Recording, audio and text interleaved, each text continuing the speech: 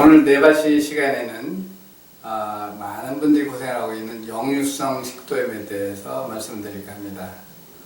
우리가 생활을 하면서 한두 번쯤은 쓴물이 올라온다든지 아니면 속이 쓰리다라는 그런 장열감 같은 거 이런 것을 느껴질 수 있는데, 그것은 많은 그 환경의 변화로 인해서 음식물을 잘못 섭취해서 체했다든지 아니면 너무 콜라라든지 이런 탄산음료를 많이 드셨다든지 술, 담배, 과식 이런 여러 가지 원인으로 인해서 한두 번쯤은 그것이 생길 수가 있는 것입니다.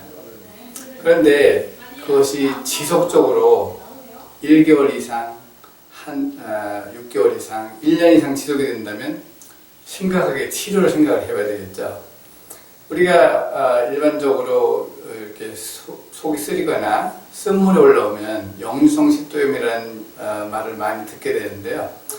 내과를 가게 되면 100% 위산 과다네요 라는 진단을 받게 됩니다.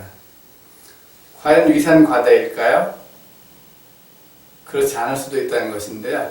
제가 진료실에서 이렇게 환자를 진료를 하고 검사를 해보면 99%가 위산 부족이라는 것입니다.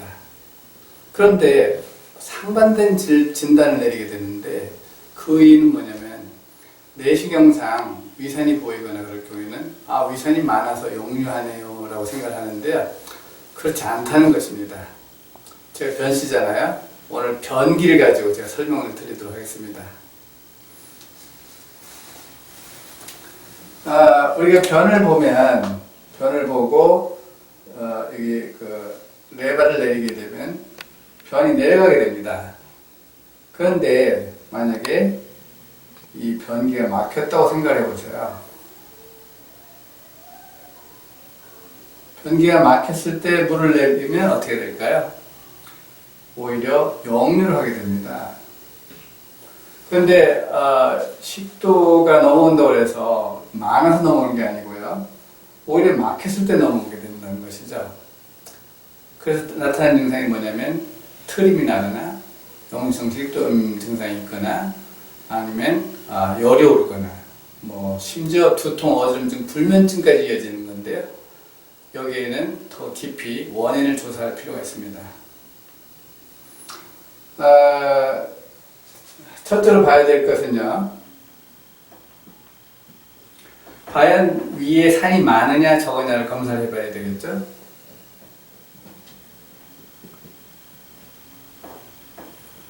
두 번째로는 우리가 음식을 먹게 되면 식도에서 위를 거쳐서 장으로 내려가게 되는데, 이 과정에 문제가 있는지 없는지를 봐야 되는 것입니다. 마치 변기가 막히면 역류가 하는 것처럼 장에 문제가 있었을 때 역류성 식도염 증상이 온다는 것입니다. 세 번째로는 자율신경계를 봐야 되는데요. 교감신경이 흥분이 됐을 때 기량작용을 하는 부교감신경은 떨어지기 때문에 자율신경계의 조절 능력이 떨어지게 되면 부교감신경의 기능이 떨어지면서 위산이 부족하게 됩니다.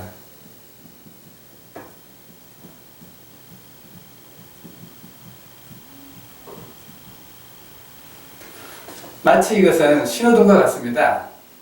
신호등에 등이 나갔는지 아니면 신호등 등에서 컨트롤에 연결되는 줄이 잘 연결이 되어 있는지, 그리고 신호등을 조절하는 제어기, 컨트롤러에 문제가 있는지를 봐야 된다는 것입니다.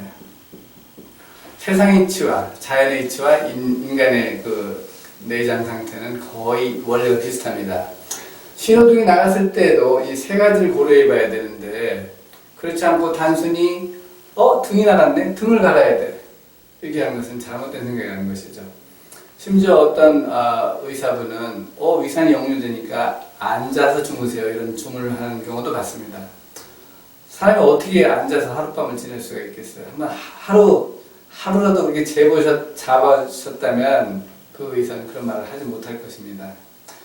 그래서 역류성 식도염 진단을 받게 되면 흔히 제산제를 처방을 받게 되는데, 그 제산제가 문제가 되는데, 어떤 문제가 오냐면 골다공증을 유발하기도 합니다. 여러분들 중에 역류성 식도염 진단을 받은 분이 많이 계시겠지만 치료를 얼마에 끝내느냐? 한 달 내에 끝내는 경우는 거의 없습니다. 기본이 6개월이고요. 좀 더 길어지면 1년, 3년, 5년 계속 지속이 되는데 그분이 쓴 물만 넘어오느냐? 절대 그렇지 않고요. 소화장애 같이 동반됩니다. 그 이유는 뭐냐? 산이 부족하다면 만약에 거기 부족한 상태에서 오히려 제산제를 가했을 때 소화장애가 오는 것이죠.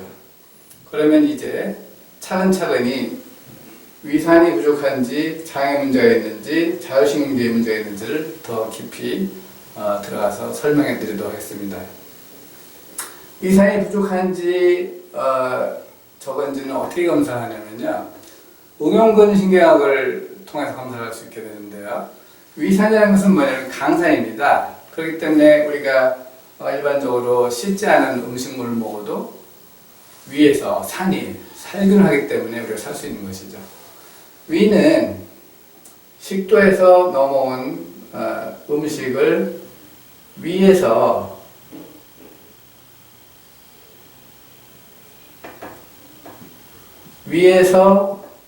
위산과 소화액이 같이 어우러져서 반죽을 하게 됩니다. 그러기 위해서는 어떻게 됐어요? 분문부와 유문부에 있는 관략관이 꽉 묶어줘야지만 이게 제대로 반죽이 되게 되는데 장이 안 좋았을 경우에는 이것이 열리게 됩니다. 그러면서 여기 있는 위산이 넘어가게 되는데요. 어쨌든 여기 산이 적으냐 많으냐를 검사할 필요가 있겠죠? 그 검사는 응용근신경학이라는 학문을 통해 검사하게 되는데 제산제를 입에 넣었을 때 뇌에 두작용해서 맛을 감지하게 되고요. 그것이 근육으로 전달이 돼서 본인한테 맞으면 힘이 세지고 맞지 않으면 힘이 빠져서 산이 적은지 부족한지를 알 수 있게 됩니다. 제가 진료실에서 검사했을 때 거의 100명 중에 1명이 위산을 받았고요. 99명은 위산 부족인 것을 제가 봤습니다.